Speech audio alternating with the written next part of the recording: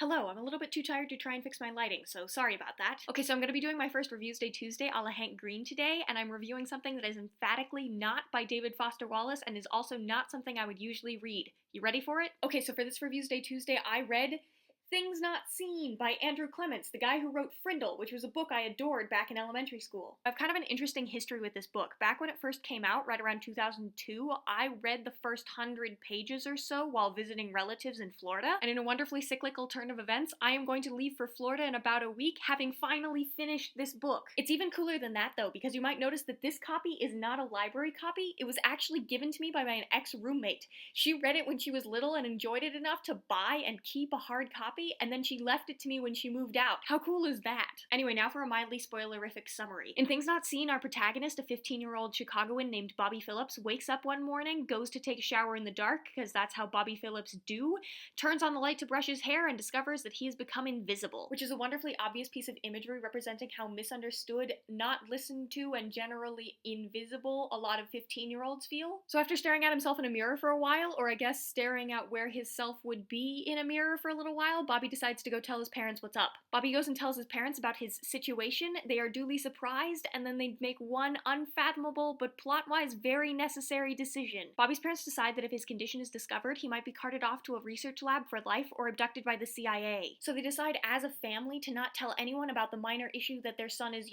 not visible. For the plot's sake and the fact that this book is meant for people I think under the age of 16 years old, I can buy it. But now the Phillipses are in a bit of a bind. Bobby can't just waltz into school because having a suit of clothes with no apparent body in them walk into a room and sit down at a desk would give away the whole vanishing boy routine pretty fast. And never mind school, Bobby really shouldn't go anywhere in public, which means that he now has a whole lot of free time on his hands, but also a lot more restrictions. As you can imagine, Bobby, occupying the role as the archetypal hot-headed teenage boy, breaks the don't leave the house commandment pretty quickly, leaving on the very day that he disappeared. Bobby wanders a lot in the novel, spending much of his time at the U of C's large library, where he meets, drumroll please, his love interest, a very pretty blind girl named Alicia Van Dorn. As the novel progresses, Bobby's invisibility is contrasted with Alicia's lack of sightedness, and the idea of being seen remains very important. And as the plot thickens further, we're introduced to Alicia's parents, who are, get this, a professor of astronomy at the U Chicago, her dad, and a mom who now works from home who studied English. Sound like anyone else's parents you've met so far? Anyway, Bobby, Alicia, and their respective parents spend the rest of the novel trying to turn Bobby back into his normal visible self before the Child Protective Services catch up with them,